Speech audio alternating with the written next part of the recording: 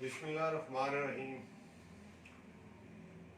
आज की वीडियो में आपको बताऊंगा कि हमारे जिस्म के अंदर जो हमारा ब्लड है, जो खून है, ये कैसे सर्कुलेट करता है। तो इसको हमारे जिस्म का कौन सा आर्गन है जो पंप करता है और जिसकी वजह से ये पूरी बॉडी में सर से लेके पाँव तक ब्लड जो है वो सर्कुलेट करता है, यानी घूमता है। तो हमारा आज का टॉपिक है ब्लड सर्कुलेशन।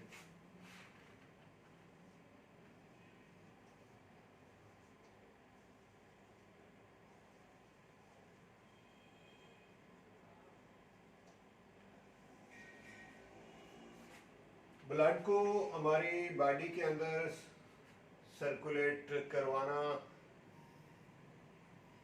इसको चलाना, ये हमारे हार्ट का काम है, यानी दिल जिसे उर्दू में कहते हैं। तो आपके सामने ये हार्ट का डायग्राम है।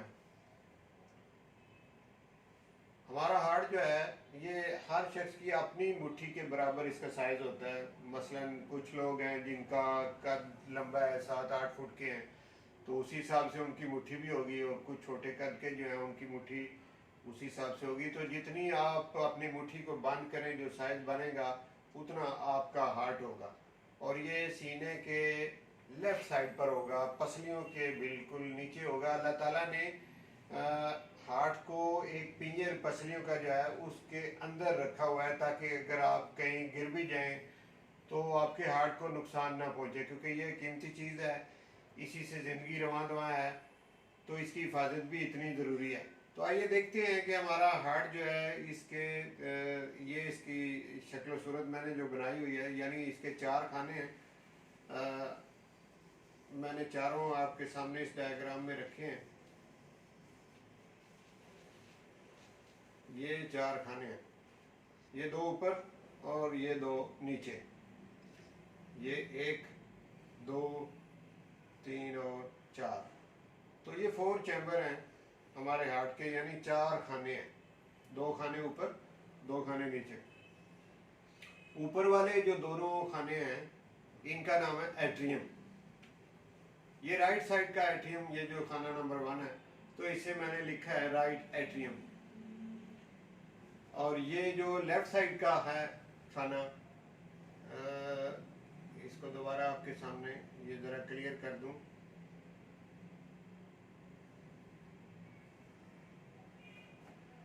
ये लेफ्ट साइड का जो एट्रियम खाना है, इसे आप कहेंगे लेफ्ट एट्रियम।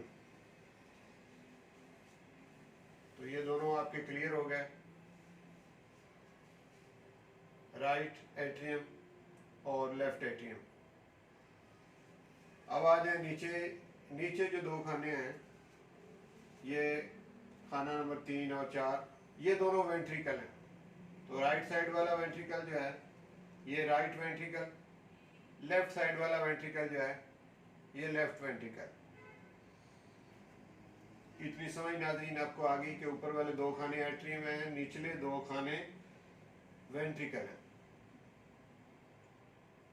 अब आते हैं कि बॉडी के अंदर ब्लड जो है वो किस तरह से सर्कुलेट करता है, कहाँ से शुरू होता है, कहाँ जाके ख़त्म होता है।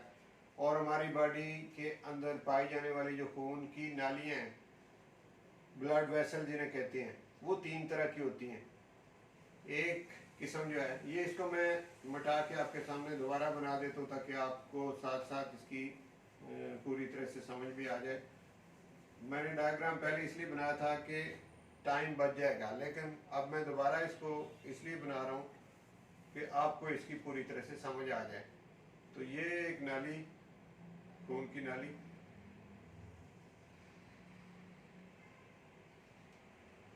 ये निचले हिस्से का ब्लड लेकर ऊपर जा रही है।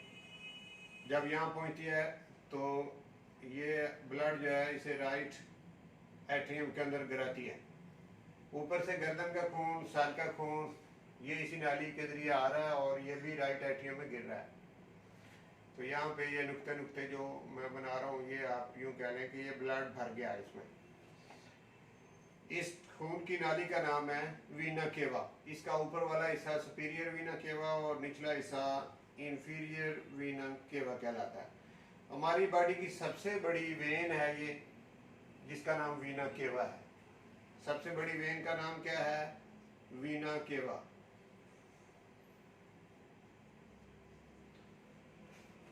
तीन तरह की नालियां होती हैं, एक वेन होती हैं, एक आर्टरीज होती हैं और एक कैपिलरीज होती हैं। वेन वो नालियां होती हैं जो सारे जिस्म का ब्लड लेकर हार्ट के अंदर दाखिल होती हैं, यानी हार्ट की तरफ ब्लड लेकर जाने वाली जो नालियां हैं आप उन्हें वेन कहते हैं।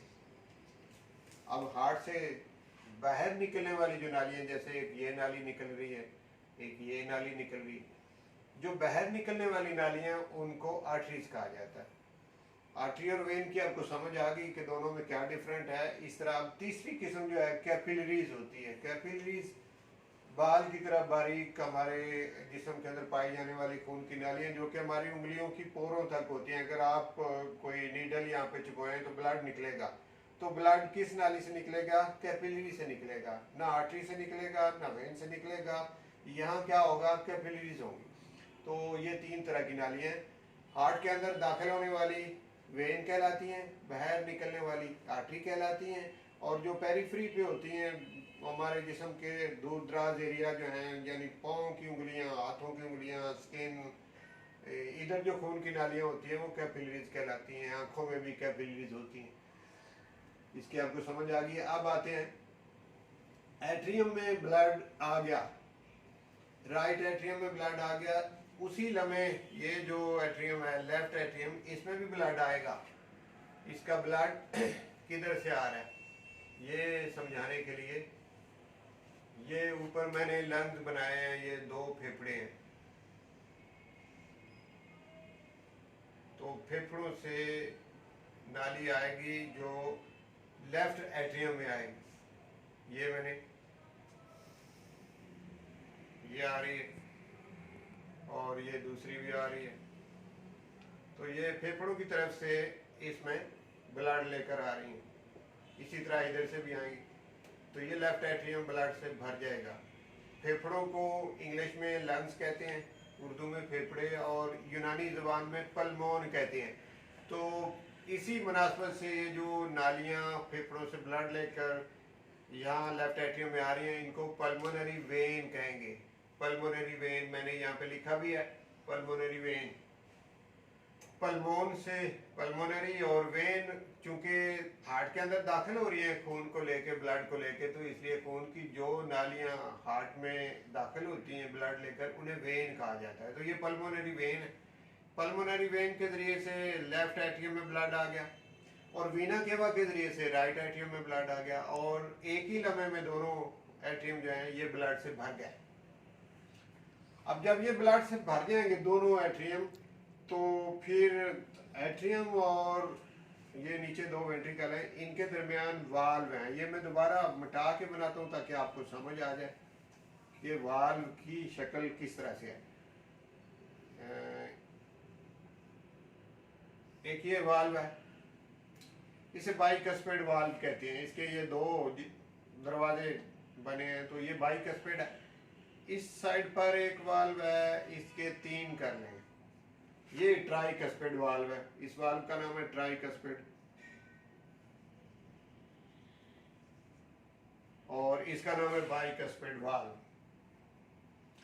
ये ट्राइकस्पेड और बाइकस्पेड वाल्व जो हैं, जब एट्रियम ब्लड से भर जाएंगे तो इन दोनों वाल्व के ऊपर उनका प्रेशर पड़ेगा, दबाव पड़ेगा, और उस दबाव से ये दोनों वाल्व खुल जाएंगे। जब ये खुल जाएंगे तो ब्लड किधर जाएगा? आप जरा सोचें, यही वाला ब्लड जो है ये यहाँ से खाली हो जाएगा, और ये वाल्व खुल के तो ये आ जाएगा दोनों वेंट्रिकल में, नीचे आ जाएगा। अब इसको हम नीचे शो कर देते हैं। ये डॉट डॉट जो मैं लगा रहा हूँ ये शो कर रहे हैं कि इसमें ब्लड भर गया, दोनों वेंट्रिकल ब्लड से भर चुके हैं। अब यहाँ से ब्लड किधर जाएगा?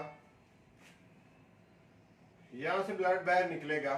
बाहर निकलने की जो नालियां हैं वो भी मैंने बनाई हुई हैं पहले, लेकिन मैं मिटा के इसलिए बना रहा हूँ ताकि आपको समझ आ जाए। ये जो खाना है यहाँ से ब्लड इधर जाएगा, ये वाल्व लगा हुआ होगा, ये जब इधर प्रेशर पड़ेगा तो ये वाल्व खुल जाएगा। इसको मैं बाहर निकाल के आपको समझाने की कोशिश करता हूँ कि ये उसका मुंह है और इस पे ये इस तरह का वाल्व लगा हुआ है। जब प्रेशर पड़ेगा ये तीनों दरवाजे खुल जाएंगे। यानी आप ये मेरे पास ये जो ये मार्कर है, इसका ये वाला सिरा देख लें। इधर अगर इस सिरे पे प्रेशर पड़े, इसको दबाएं और इसके यहाँ पे वाल्व वो खुल जाए तो ब्लड अंदर दाखिल हो जाएगा। तो बिल्कुल इसी तरह से ये है, तो ये खुल जाएगा, ब्लड अंदर दाखिल हो जाएगा और ये ब्लड को लेके ये नाली बाहर आ रही है। जब इधर पहुंचेगी हार्ट से बाहर तो ये दो हिस्सों में डिवाइड हो जाएगी। एक ब्रांच इसकी एक लंग्स में जाएगी, दूसरी ब्रांच दूसरे लंग में यानी फेफड़ों में जाएगी। तो ये राइट एट्रियम से ब्लड लेकर दोनों फेफड़ों में ये नाली जा रही है, दिल से बाहर निकल रही है ब्लड लेकर, इसलिए हम इसको आर्टरी कहेंगे। आर्टरी का नाम क्या होगा, ये चूंकि पल्मोन की तरफ जा रही है तो इसलिए इसका नाम होगा पल्मोनरी आर्टरी। ये मैंने लिखा हुआ है, ये शो किया हुआ है पल्मोनरी आर्टरी। तो ये वाली आर्टरी जो है इसका नाम होगा पल्मोनरी आर्टरी। अब एक बात और भी बता दूं कि जो राइट साइड के दो खाने हैं, ऊपर वाला एट्रियम और निचला वेंट्रिकल, इन दोनों में जो ब्लड होता है ये डीऑक्सीजनेटेड ब्लड होता है। डीऑक्सीजनेटेड का मतलब है कि उसके अंदर ऑक्सीजन बहुत कम होती है, ना होने के बराबर होती है बहुत, इसलिए इसका जो रंग है वो भी गदला सा होता है। जब ये जाएगा पल्मोनरी आर्टरी के जरिए फेफड़ों में, वहाँ इसके साथ ऑक्सीजन मिल जाएगी। तो ऑक्सीजन जब मिल जाएगी तो फिर इस ब्लड का नाम होगा ऑक्सीजनेटेड ब्लड, और वो ऑक्सीजनेटेड जो ब्लड होगा वो पल्मोनरी वेन के जरिए से यहाँ पहुँचेगा और वो चमकदार होगा, वो ऑक्सीजनेटेड होगा। इसकी निस्बत इधर वाले दो खानों की निस्बत इधर वाले दो खानों में जो ब्लड होगा वो चमकदार होगा और उसको ऑक्सीजनेटेड कहेंगे। अब ये दोनों एट्रियम एक ही वक्त में भर गए थे और एक ही वक्त में ये खाली हुए नीचे वेंट्रिकल में आ गया। अब वेंट्रिकल खाली हो रहे हैं, वेंट्रिकल से ब्लड बाहर निकल रहा है। तो एक तरफ के वेंट्रिकल से तो ब्लड निकल के फेफड़ों की तरफ चला गया।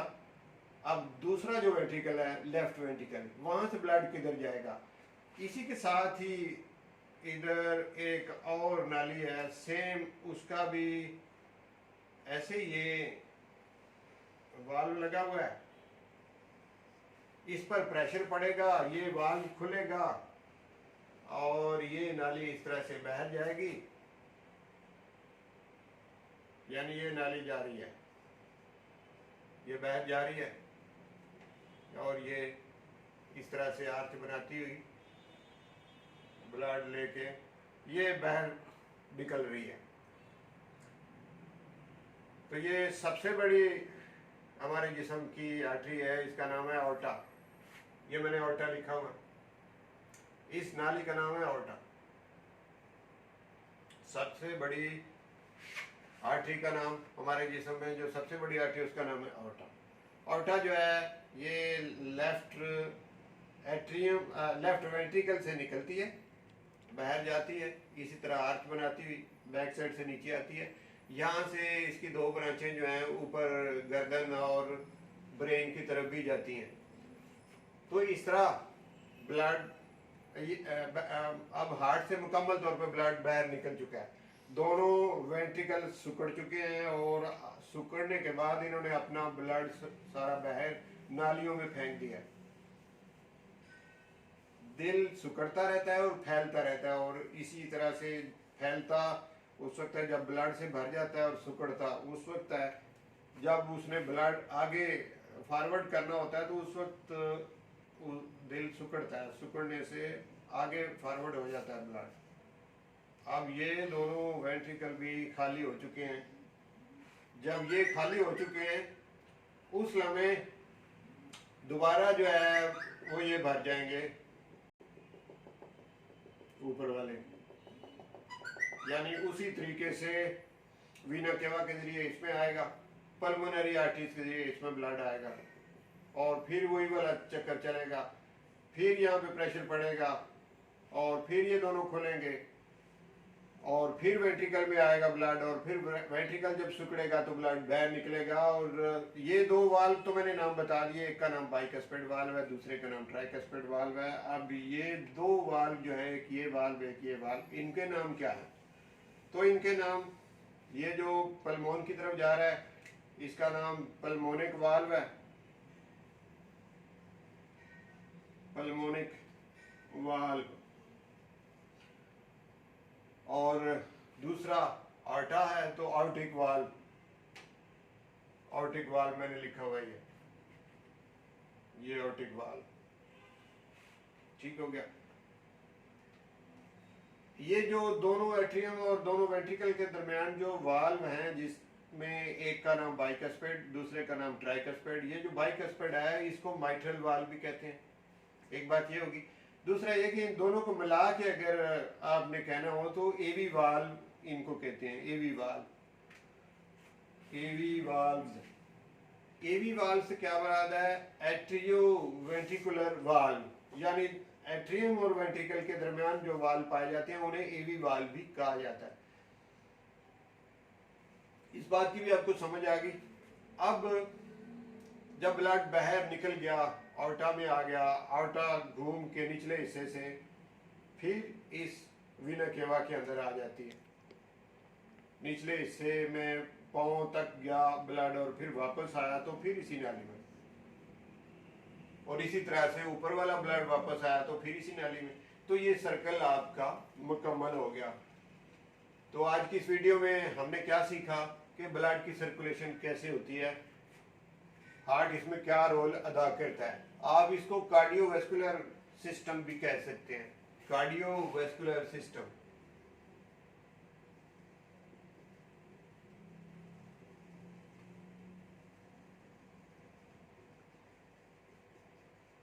यानी कार्डियो दिल को कहते हैं और वेसल्स कहते हैं नालियों को।